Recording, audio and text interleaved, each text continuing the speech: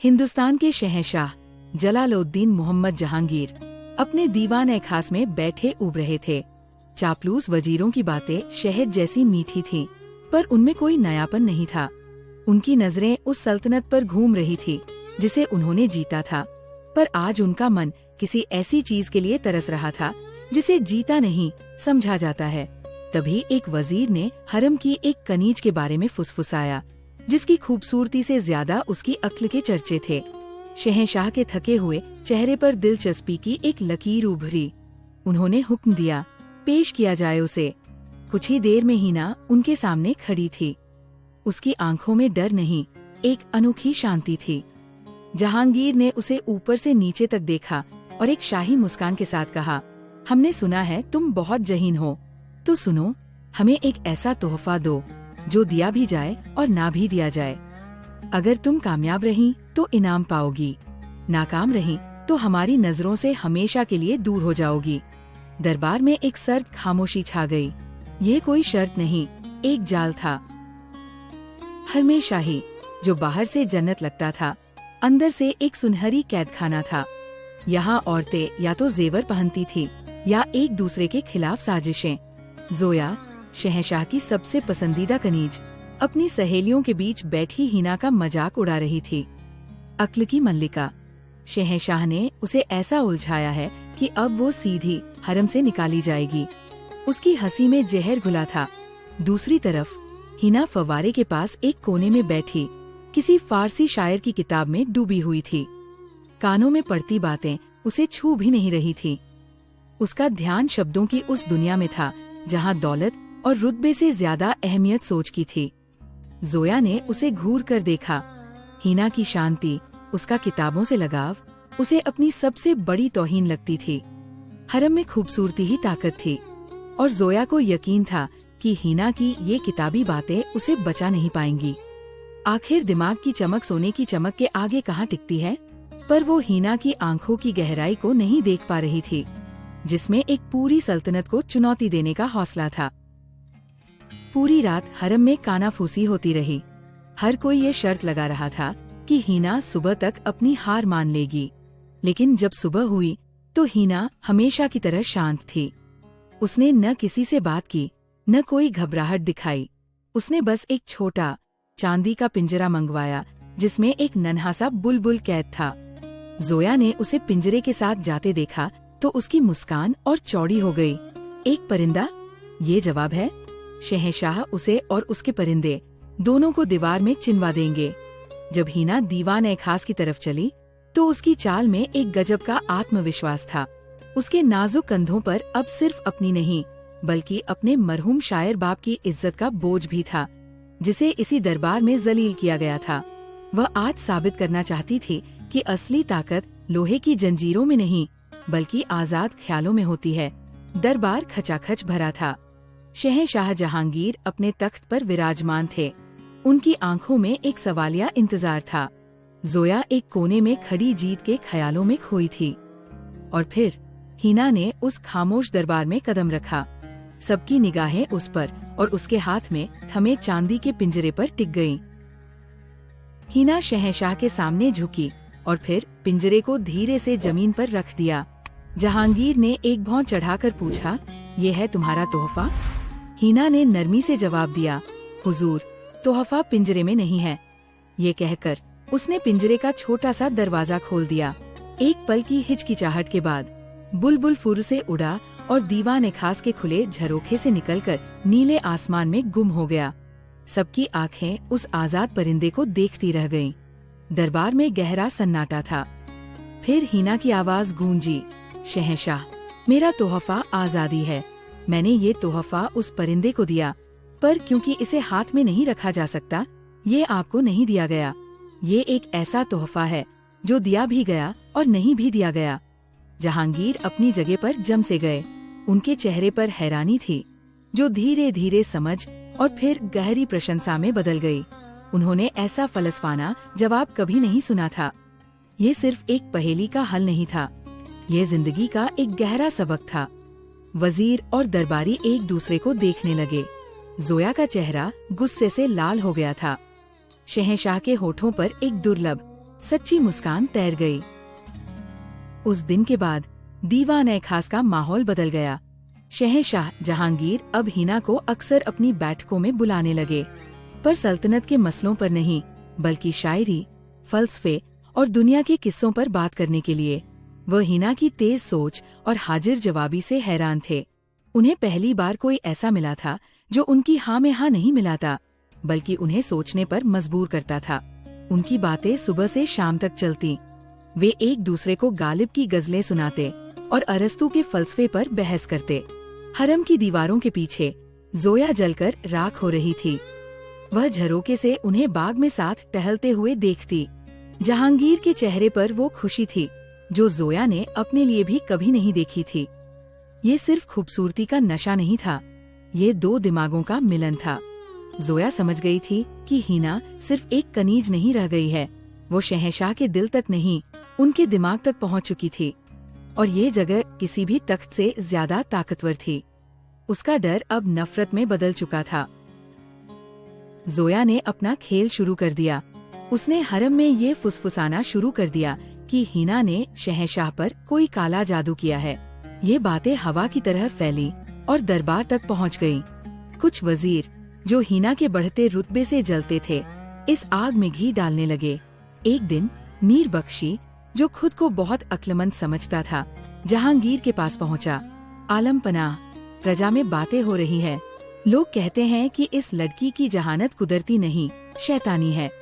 जहांगीर को गुस्सा आया, पर वो जानते थे कि दरबार शक पर चलता है, यकीन पर नहीं। मीर बख्शी ने बात आगे बढ़ाई। अगर उसकी अक्ल सच्ची है तो उसे एक बार और परखिए। उसे एक ऐसा काम दीजिए जो करना नामुमकिन हो। दूध का दूध और पानी का पानी हो जाएगा। जहांगीर एक पल के लिए खामोश हो गए। उन्हें हिना पर यकीन था, पर उन्हें अपनी सल्तनत को भी जवाब देना था। उन्होंने भारी मन से हामी भर दी। हिना के लिए एक नया और भी खतरनाक जाल बिछाया जा रहा था, और इस बार दाव पर सिर्फ उसका रुतबा नहीं, उसकी जान थी। अगले दिन दरबार में फिर वही तनाव था। शहंशाह ने हिना को बुलाया। उनकी आवाज में इस बार नरमी नहीं, एक शाही हुक्म का वजन था। हिना, हमने तुम्हारी जहानत देखी है, अब हम उसका इम्तिहान लेंगे। कल दरबार में हमारे सामने पेश होना, पर शर्त यह है कि तुम न पैदल आओगी, न किसी सवारी पर, न तुम कपड़े पहने होगी, न बिना कपड़ों के होगी, न दिन में आओगी, न रात में। ये सुनकर पूरा दरबार सन्न रह गया। ये शर्तें नहीं, मौत का फरमान थी। इन्हें पूरा करना किसी भी इंसान के बस में नहीं था। जोया की आंखों में शैतानी चमक थी। उसे यकीन था कि हिना का खेल अब खत्म हो गया, पर हिना ने एक बार फिर सबको हैरान कर दिया। उसने नजरें झुकाईं और शांति से कहा, जो हुक्म मेरे आका। उस रात हिना ने आसमान में अपने वालिद के नाम का सितारा ढूंढा। उसकी आंखों में आंसू थे, पर दिल में एक फौलादी इरादा। ये इम्तिहान सिर्फ उसका नहीं था, यह उसके पिता के उस यकीन का इम्तिहान था कि कलम की ताकत तलवार से ज्यादा होती है। जोया को चैन नहीं था। उसे डर था कि हिना फिर कोई रास्ता निकाल लेगी। उसने अपने जासूसों को हिना पर नजर रखने के लिए लगा दिया। जल्द ही खबर आई कि हिना ने एक मछुआरे से एक बड़ा सा मछली पकड़ने का जाल और एक गडरिये से एक बकरी मंगवाई है। जोया का दिमाग तेजी से चला। जाल और बकरी? वो समझ गई कि हिना कुछ करने वाली है। उसने फौरन अपने सबसे वफादार सिपाहियों को बुलाया। आज रात जिस झोपड़ी में वो जाल और बकरी रखे हैं, वहाँ से उन्हें चोरी कर लो। सबूत ऐसे मिटाना कि किसी को शक न हो। कल सुबह हिना के हाथ खाली होने चाहिए। जोया की साजिश परफेक्ट थी। बिना जाल और बकरी के हिना अपनी शर्त कभी पूरी नहीं कर पाती। वह अपनी बालकनी में खड़ी मुस्कुराई, ये सोचकर कि कल सुबह जब हिना दरबार में खाली हाथ पहुँचेगी तो शहंशाह का गुस्सा उस पर कैसे बरसेगा। वह हिना की हार का मंजर अपनी आंखों से देखने के लिए बेताब थी। यह उसकी आखिरी और सबसे करारी चोट होगी। अगली सुबह जोया के जासूस ने उसे खबर दी कि झोपड़ी खाली है, जाल और बकरी गायब। जोया खुशी से झूम उठी। वह सज-धज कर दरबार की तरफ चल दी, हिना की बेइज्जती का तमाशा देखने। लेकिन जब वो महल के गलियारे से गुजरी तो उसने जो देखा उससे उसके पैरों तले जमीन खिसक गई। हीना अपनी एक बांदी से बात कर रही थी और उसके पीछे दीवार के सहारे वही जाल और वैसी ही एक बकरी खड़ी थी। जोया की आंखें फटी की फटी रह गईं। ये कैसे हो सकता है? वह बुदबुदाई। हिना ने जोया को देख लिया और उसकी तरफ मुड़ी। उसकी आंखों में न गुस्सा था न नफरत, बस एक हल्की सी मुस्कुराहट थी। कुछ चीजें ऐसी होती है जो नजर तो आती है पर होती नहीं, और कुछ चीजें होती है पर सही वक्त तक नजर नहीं आती। हिना ने समझ लिया था कि जोया उस पर नजर रख रही है। उसने जानबूझकर गलत जगह पर नकली जाल और बकरी रखवाए थे, जबकि असली वाले उसने कहीं और छुपा रखे थे। जोया का सबसे बड़ा हथियार, उसकी साजिश, उसी पर उल्टा पड़ गया था।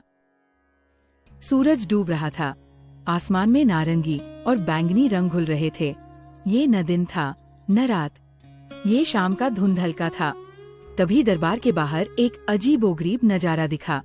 हिना आ रही थी। उसने अपने जिस्म पर कपड़ों की जगह मछली पकड़ने का जाल लपेटा हुआ था, जो उसके बदन को ढक भी रहा था और नहीं भी। वह न पैदल थी न सवारी पर। उसका एक पैर जमीन पर था और दूसरा एक बकरी की पीठ पर, और वह बकरी को खींचते हुए आगे बढ़ रही थी। दरबार में मौजूद हर शख्स की सांसें रुक गईं। मीर बख्शी का मुंह खुला का खुला रह गया। जोया का चेहरा सफेद पन गया था। हिना ने शहंशाह के सामने आकर गर्दन झुकाई। एक पल की खामोशी के बाद जहांगीर का जोरदार ठहाका पूरे दीवान-ए-खास में गूंज उठा। वह अपनी हंसी रोक नहीं पा रहे थे। वह अपनी गद्दी से उठे, हिना के पास आए और बोले, तुमने हमें गलत साबित नहीं किया हिना, तुमने साबित किया है कि अक्ल किसी भी सल्तनत से बनी होती है। उस दिन शहंशाह ने उसे नूर-ए-अक्ल यानी अक्ल की रोशनी का खिताब दिया। हिना की जीत हो चुकी थी, पर उसने एक बहुत खतरनाक दुश्मन भी बना लिया था। हिना का खिताब जोया के लिए एक जलजला था। अब वो शहंशाह की पसंदीदा नहीं रही। उसकी जगह हिना ले चुकी थी, और वो भी बिना किसी महंगे तोहफे या जिस्मानी अदा के। जोया ने फैसला कर लिया था कि अगर वो हिना को अक्ल से नहीं हरा सकती, तो वो उसे हमेशा के लिए मिटा देगी। कुछ हफ्तों बाद एक आलीशान जश्न का आयोजन हुआ। पूरा महल रोशनी से नहाया हुआ था। जोया ने इसी रात को अपनी साजिश के लिए चुना। उसने एक वफादार खादिम को बुलाया और उसे एक छोटी सी पुड़िया दी जिसमें जानलेवा जहर था। उसने हुक्म दिया, जब हिना के लिए शरबत का जाम भरा जाए तो ये उसमें मिला देना। किसी को कानों कान खबर नहीं होनी चाहिए। जश्न के बीच वो खादिम कांपते हाथों से हिना के पास पहुंचा। हिना की तेज नजरों ने खादिम की घबराहट को फौरन भांप लिया। जब उसने जाम उठाया तो उसे प्याले के किनारे पर एक हल्का सा पाउडर जैसा कुछ लगा। उसका दिल जोर से धड़का। उसने नजर उठाकर जोया की तरफ देखा। जोया उसे ही घूर रही थी और उसकी आंखों में जीत की एक वहशी चमक थी। हिना समझ गई, ये कोई मामूली जश्न नहीं, उसकी मौत का फंदा है। हिना के पास सोचने के लिए बस कुछ पल थे। अगर वो पीने से इनकार करती तो उस पर शहंशाह की तौहीन का इल्जाम लगता। अगर पी लेती तो मौत पक्की थी। उसने एक गहरी सांस ली और अपनी जगह से खड़ी हो गई। उसने अपना जाम हवा में उठाया। उसकी आवाज पूरे शोर में भी साफ सुनाई दी, शहंशाह की सलामती के लिए और उस इंसाफ के लिए जो दूध का दूध और पानी का पानी कर देता है। सब उसकी तरफ देखने लगे। फिर वह मुस्कुराई, एक ऐसी मुस्कान जिसमें बिजली की कड़क थी, और सीधे जोया की तरफ देखा। आइए जोया, आज हम दोनों अपनी वफादारी का सबसे बड़ा सबूत देते हैं। हम शहंशाह के नाम पर ये जाम एक दूसरे से बदलते हैं। आप मेरा जाम पीजिए, मैं आपका। ये सुनते ही जोया के चेहरे का रंग उड़ गया। उसने हकलाते हुए कहा, ये क्या पागलपन है? हिना ने अपना जाम उसकी तरफ बढ़ा दिया। क्यों? क्या आपको शहंशाह पर या अपनी वफादारी पर शक है? चारों तरफ से लोग उन्हें देख रहे थे। जोया फंस चुकी थी। डर के मारे उसके हाथ कांपने लगे और उसका अपना जाम छलककर नीचे गिर गया। खौफ में उसने हिना का जाम भी झटक दिया। जहर वाला शरबत फर्श पर फैल गया और संगमरमर में एक काला निशान छोड़ गया। खामोशी छा गई। जोया का जुर्म अब सबके सामने था। सबूत फर्श पर था और मुजरिम का कबूलनामा उसकी खौफजदा आंखों में। शहंशाह जहांगीर का चेहरा गुस्से से लाल हो गया। उन्होंने जिंदगी में कई धोखे देखे थे, पर ऐसा जहर भरा खेल अपनी ही छत के नीचे, यह बर्दाश्त से बाहर था। उन्होंने गरज कर हुक्म दिया, ले जाओ इसे हमारी नजरों से दूर, इसे सल्तनत से बाहर निकाल दो, जहाँ इसकी परछाई भी इस पाक जमीन पर न पड़े। सिपाही जोया को घसीटते हुए ले गए। उसकी सारी खूबसूरती, सारा गुरूर एक पल में मिट्टी में मिल गया। जब दरबार में शांति हुई तो जहांगीर ने हीना की तरफ देखा। उनकी आंखों में सम्मान और एक तरह का अफसोस था। मांगो नूर-ए-अक्ल, तुम जो मांगोगी मिलेगा, दौलत, जागीर, जो चाहो। हीना ने अदब से सिर झुकाया। आलम पनाह, अगर आप कुछ देना ही चाहते हैं तो मुझे दौलत नहीं, इज्जत चाहिए। मेरे वालिद, जो एक महान शायर थे, जिन्हें गलतफहमी में जलील किया गया था, उनका नाम साफ कर दीजिए। उनकी कविताओं की किताब को शाही पुस्तकालय में वापस जगह दे दीजिए। ये सुनकर शहंशाह की आंखें भर आईं। इस लड़की ने दौलत के ऊपर खानदान की इज्जत को चुना था। उसने साबित कर दिया था कि उसकी अक्ल ही नहीं, उसका दिल भी सोने का है। कुछ साल बाद दीवान खास का नजारा अब बिल्कुल अलग था। शहंशाह जहांगीर किसी पेचीदा रियासती मसले पर विचार कर रहे थे। उनके वजीर और सलाहकार खामोश खड़े थे, अपनी राय देने से हिचकिचा रहे थे। जहांगीर ने उनकी तरफ नहीं देखा। उन्होंने अपने पास एक ऊंचे आसन पर बैठी हीना की तरफ रुख किया। अब वो कोई कनीज नहीं थी, बल्कि मलिका एमशवरा यानी सलाहकारों की रानी थी। उसका लिबास अब भी सादा था, पर उसके चेहरे पर एक ऐसी चमक थी जो बड़े बड़े नगीनों को भी मात दे रही थी। शहंशाह ने पूछा, नूर-ए-अक्ल, आपकी क्या राय है? हीना ने अपनी गहरी शांत आंखों से उन्हें देखा और बोलना शुरू किया। उसकी आवाज में अब सल्तनत का भविष्य था। उसने अपनी खूबसूरती से हरम नहीं जीता था, अपनी अक्ल से हिंदुस्तान के शहंशाह का यकीन जीता था। ये कहानी है उस लड़की की जिसने साबित किया कि असली ताकत जिस्म नहीं ज़हन में होती है, और सबसे बड़ा तोहफा वो है जो दिया तो जाए पर कभी छीना न जा सके, इज्जत और अक्ल। तो दोस्तों, ये कहानी आपको कैसी लगी हमें कमेंट करके जरूर बताएं। अगर आपको ऐसी कहानियाँ पसंद आती है तो कृपया वीडियो को लाइक करें और हमारे चैनल को सब्सक्राइब करें।